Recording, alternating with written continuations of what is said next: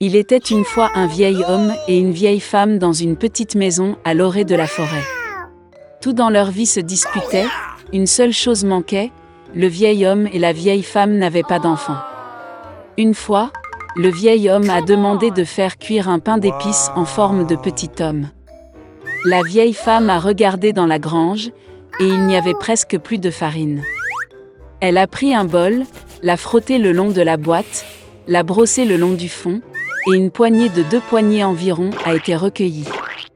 La vieille femme pétrit la pâte sur de la crème sûre, et quand elle roula le pain d'épices sur la table, elle le prit et le fit en forme de petit homme, avec des bras, des jambes, avec une tête. Et mettez-le au four. Au bout d'un moment, la vieille femme vint voir si le pain d'épices était cuit, le prit et le mit sur la fenêtre pour qu'il refroidisse.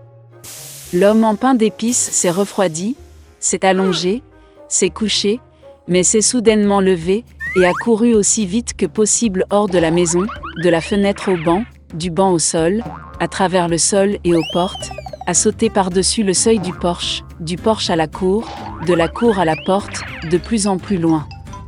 La vieille femme appela son mari, et ils se précipitèrent tous les deux après lui. Mais ce n'est pas si facile d'attraper le bonhomme en pain d'épices. Maintenant, il a déjà atteint le champ où les paysans battaient leur récolte. Passant en courant, le bonhomme en pain d'épices leur a crié qu'il avait déjà fui la vieille et le vieil homme, et qu'il les fuirait facilement aussi. Les paysans l'ont entendu et ont couru après lui.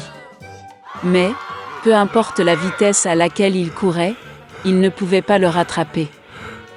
Un bonhomme en pain d'épices a couru jusqu'au champ où les tondeuses tondaient l'herbe. Passant en courant, il leur a crié qu'il s'était déjà enfui de la vieille femme, du vieillard et des paysans, et il les fuirait facilement aussi.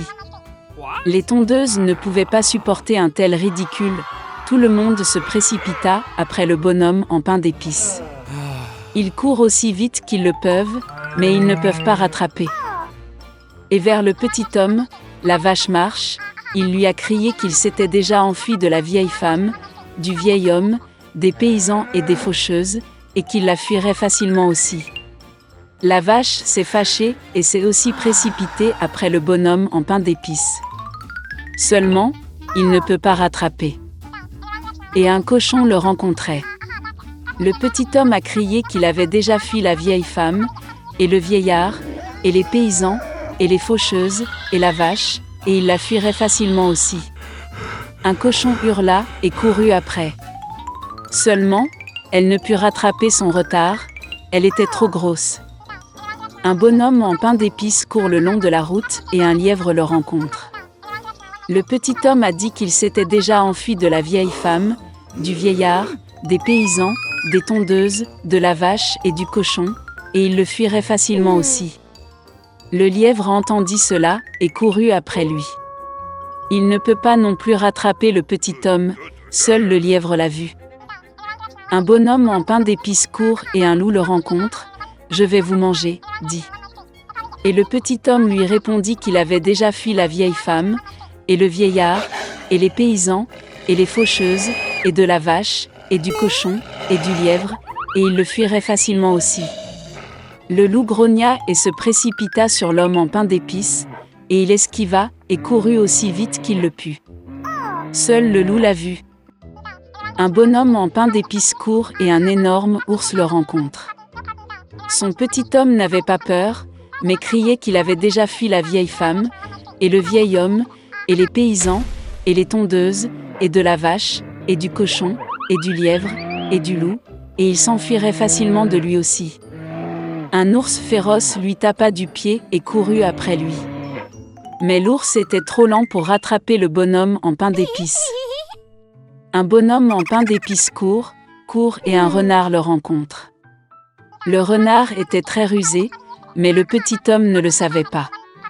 C'est pourquoi, par habitude, il se mit à crier qu'il avait déjà fui la vieille femme, et le vieillard, et les paysans, et les faucheuses, et de la vache, et du cochon, et du lièvre, et du loup, et de l'ours, ce qui signifie il la fuira facilement aussi. Le renard a écouté la fin, et a dit qu'elle était très vieille, n'a rien entendu. Elle s'approcha du petit homme et lui demanda de le répéter. Obéit à son idiot de bonhomme en pain d'épices et recommença à se vanter. Le renard a écouté la fin et a dit qu'elle n'avait toujours rien entendu. Elle s'approcha encore plus du petit homme et lui demanda de le répéter. Le bonhomme en pain d'épices a accepté, et alors seulement il a recommencé, alors que le renard se jetait sur lui et mangeait. Et le bonhomme en pain d'épices ne se vantait plus. Dans une grande ville, 2 enfants pauvres vivaient dans le quartier, Kai et Gerda, qui s'aimaient comme frères et sœurs. Les parents leur ont permis d'aller les uns aux autres sur le toit pour visiter et s'asseoir sur un banc sous les roses. Pendant la saison chaude, ils passaient tout leur temps ici à inventer différents jeux et en hiver, ils aimaient s'asseoir près du foyer chaud et écouter des histoires incroyables que leur grand-mère leur racontait souvent. Une fois, alors que les enfants regardaient un livre d'images, Kai a senti quelque chose le piquer dans les yeux et le cœur. C'étaient les fragments du miroir de la puissante dame, la Reine des Neiges. Depuis lors, le comportement du garçon a radicalement changé, il est devenu en colère, grossier et cruel. Un jour, Kai a fait de la luge et n'est jamais revenu. Quand Gerda a appris la disparition de Kai, elle a pleuré pendant un long moment. Mais elle était sûre que Kai était en vie, alors elle décida de partir à sa recherche. Pendant longtemps, Gerda a marché à travers les forêts, à travers les champs, puis elle est tombée sur une magnifique maison, enterrée dans les fleurs. L'hôtesse est sortie vers elle, c'était une vieille sorcière avec un grand chapeau de paille. La vieille femme aimait vraiment Gerda, et donc elle a ensorcelé la pauvre fille et l'a laissée avec elle pour toujours. Gerda a oublié le but de son voyage et a passé beaucoup de temps à jouer dans le magnifique jardin de l'hôtesse hospitalière.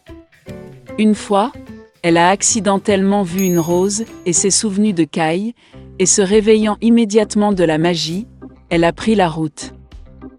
Sur le chemin, Gerda a rencontré un grand corbeau intelligent. Il a dit à la fille qu'il connaissait une princesse sur le point de se marier, et que son fiancé ressemblait beaucoup à Kai. Le corbeau accepta de lui emmener Gerda.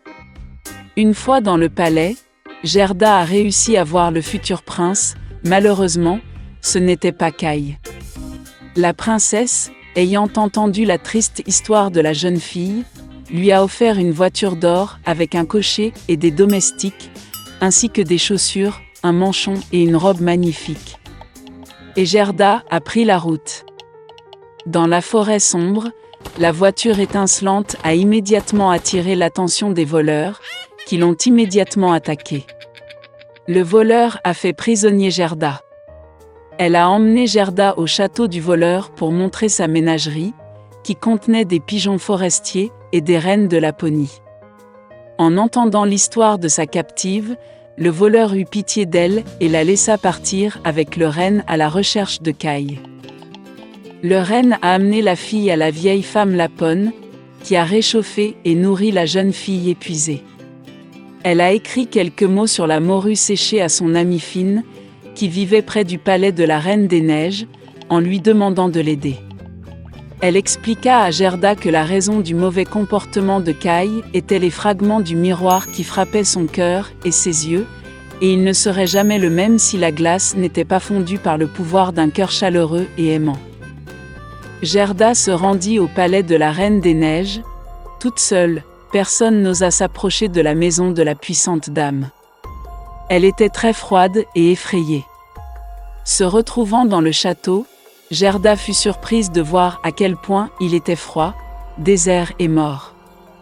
Bientôt, elle remarqua Kai, qui devenait complètement bleu, presque noirci par le froid. Le garçon s'est assis dans un coin et a essayé de mettre le mot « éternité » hors des glaces, car dans ce cas, il aurait reçu le monde entier et une paire de nouveaux patins en cadeau de la Reine des Neiges. Gerda se précipita vers Kai, le serra fort dans ses bras et se mit à pleurer. Avec ses larmes chaudes, elle fit fondre l'éclat coincé dans le cœur du garçon. Après avoir ramassé, Kai a également commencé à pleurer, et le deuxième éclat a coulé de ses yeux avec des larmes. Comme ils étaient heureux de se voir. Mais il n'y avait pas de temps pour la joie. Ils ont dû sortir du palais de glace avant le retour de la Reine des Neiges. Lorsque Kai et Gerda sont finalement sortis du royaume de la Reine des Neiges, ils se sont dépêchés de rentrer chez eux. Sur le chemin du retour, ils ont rencontré tous les amis qui ont aidé Gerda dans sa recherche. À la maison, leur rose fleurie préférée les attendait, et tout ce qui se passait fut vite oublié par eux, comme un rêve lourd.